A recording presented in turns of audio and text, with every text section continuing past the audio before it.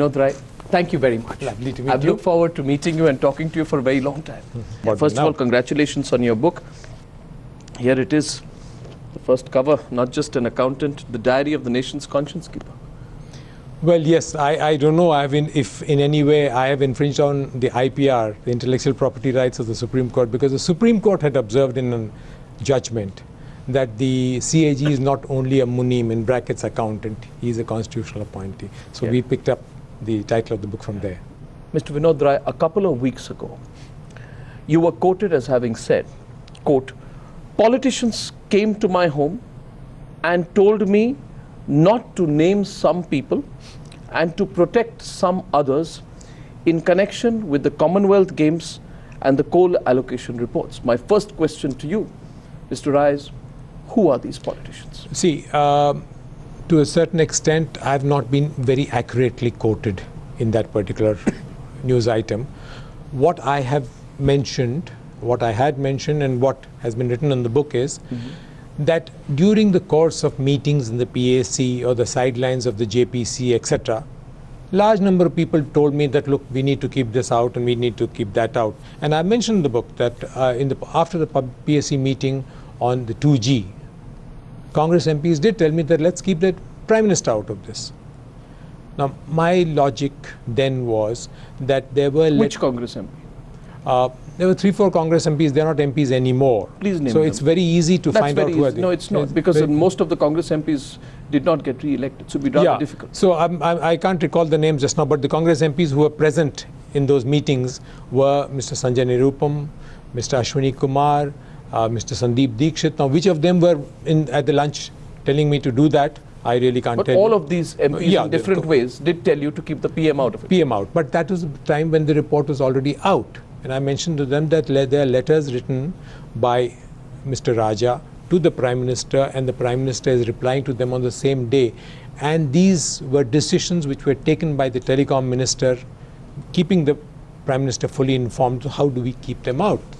It's a completely unethical thing to do for members of Parliament who are in a PAC to try and influence you and say that keep the Prime Minister out of it. But there's no way in which they could have unethical or ethical but they otherwise. Did try. But they did try. But the report was already out. But they did try to. Yeah, but the report was already out. So what did they say to you? I mean, they just said, let's keep him out. But the argument was that that was futile attempt. So you're saying these Congress MPs were trying to frame some kind of a ringside defense around the Prime Minister? So why would they do that? It was not only a ringside defense. What I have mentioned in the book also is that, see, what happened to the 2G PAC was that when the PAC was constituted sometime in April 2010, our report had not come out as yet.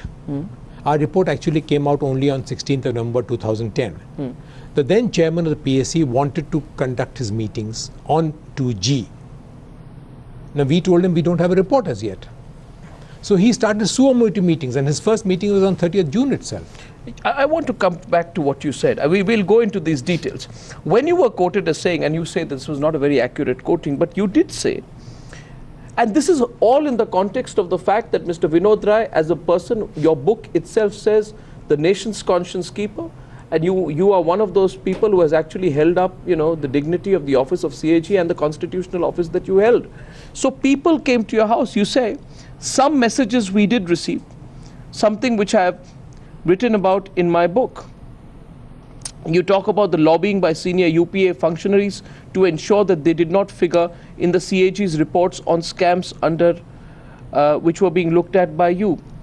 Tell me more about this. Yeah, that's what I said. Tell me, I think the time has come to reveal a little bit more. I will tell you about each one of these. I'll tell you did someone from the PMO come? From the PMO, no, nobody. Nobody came to try to influence me on any of the reports which Did anybody from the PMO come to meet you, to talk to you about it? No. Friends of the PMO, I see, among friends and officials, we are friends all the time. We meet. But nobody came to influence me at the time of preparation of a report. You say my colleagues were encouraged to talk to me, my colleagues meaning bureaucrats. Yeah. I've said that in the context of another issue that was on the civil aviation issue. I've said that because the report, a draft report which had been given to the Civil Aviation Ministry had a particular trend. Now, those colleagues a large number of them felt that we were not being accurate in having used a particular word. Mr. Rai, you on multiple occasions in the book and including an entire chapter have spoken rightly about accountability, probity and transparency. You have even said, and I'd like to quote you, this is a book about accountability, this is a book about transparency, it is about that vital quality in society of which we seem to have created a huge deficit. It is about ethics. If that is so, Mr. Rai, why haven't you named all these politicians? Shouldn't you walk the talk? Most certainly. In fact, I've named each one of them. See, this book is divided into three parts. First is my early life, my career as a civil servant, where in Kerala or in Delhi, or in fact I spent a year in Nagaland. I've written about that also.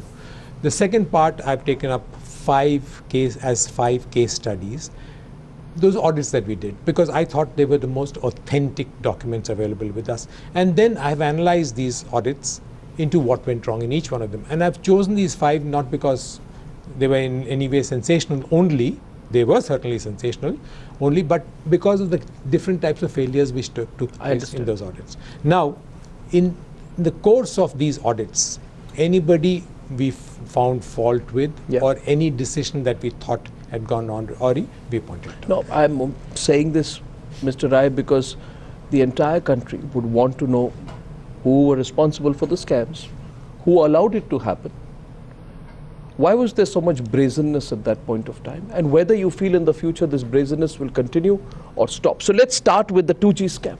I want to start by discussing the role of the Prime Minister at that time, Dr. Manmohan Singh. You write, and I quote, "He, that is Manmohan Singh, chose for reasons which can only be speculated to ignore the warning signals."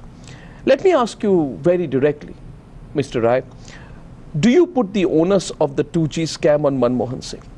Do you think that Manmohan Singh could have prevented the 2G scam and failed? See, it's like this. The Prime Minister in any country, or as a primus inter pares of a council of ministers, is number one.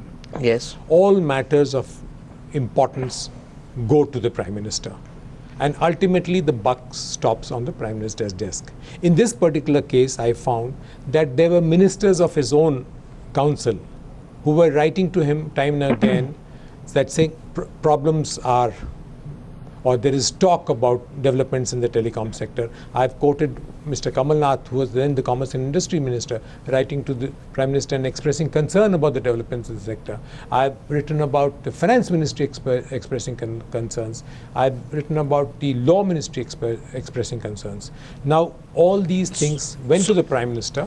So the Prime Minister could have replied to all of these things differently? The Prime Minister, you yourself have said the Prime Minister could have responded to Mr. A. Raja differently. And you have said that if he had done so, the course of India's political history, Mr. Vinod Rai, would have been different. What, in your view, stopped the Prime Minister from acting in the way that he should have? Well, I don't want to speculate any reason, but I believe in a large number of ways it may have been the compulsions of coalition politics, because 2G, the entire telecommunications sector, was being handled by a different party other than his. Yes. And we had evidence of the license being given out at particular prices, not only from Mr. Raja's time, but before that also. The previous minister, who was also from the DMK.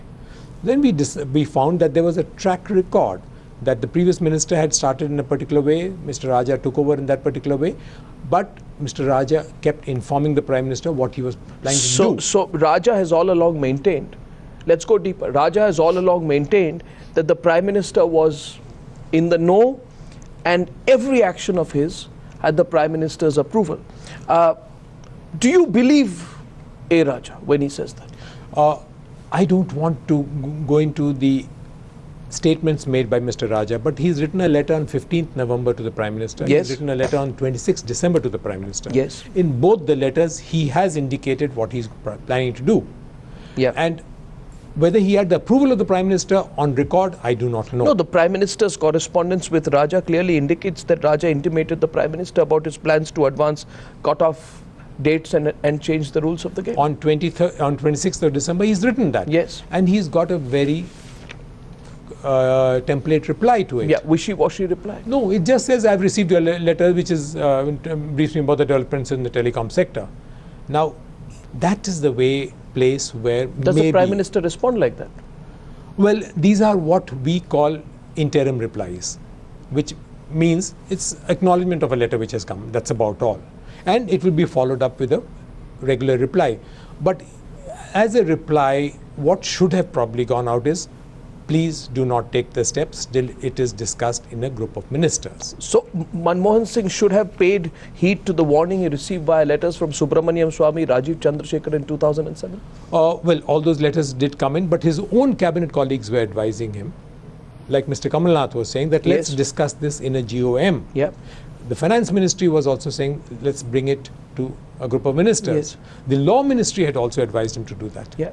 No, but somehow it didn't take place. So he could have put his foot down, insisted on an auction instead of just acknowledging the receipt of Raja's letters? May not necessarily have been an auction. May not necessarily be an auction. Could have been any course of action. Yeah. But a unilateral decision taken by the then telecom minister. Yeah, he could have been more assertive, you'd say, vis-a-vis Mr. Raja, instead of just accepting his version of the events. I mean, you know, this letter here, which you quote in your book, 2 or 3 times the Prime Minister says, Dear Shri Raja, I have received your letter of 26 December 2007 regarding recent developments in the telecom sector. With warm regards, yours sincerely, Manmohan Singh. That's what I called a template response. It's a ridiculous response. It's a template response. That's why you're being polite about it. Well, this is what we call an interim response. It is only to say, well, I've received your letter. Yeah, he could have overruled Raja.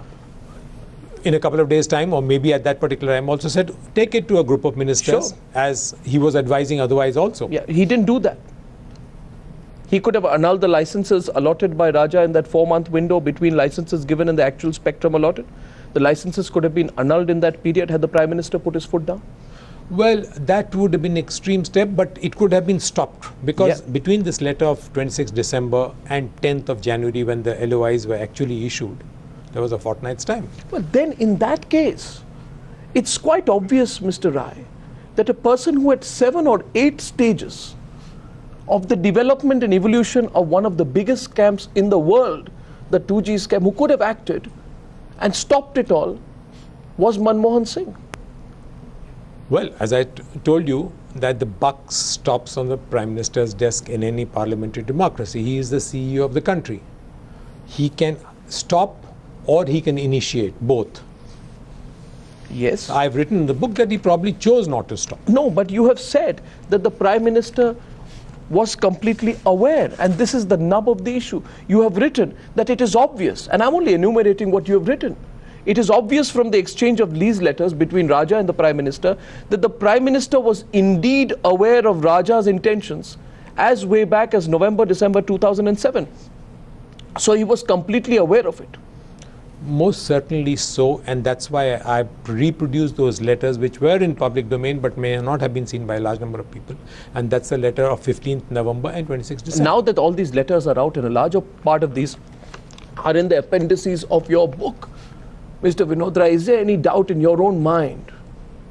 And that's why I began by saying today is the time to speak up, Mr. Rai. It's not a day to hold back. And I'm sure that you respect the Prime Minister. I'm sure you remember the days when he probably taught you at the Delhi School of Economics. But I'm asking you, as a journalist to the former CAG, to speak up and tell me whether you think all of this scam, this whole first come, first served 2G scam could have happened without the active involvement of the then Prime Minister of India.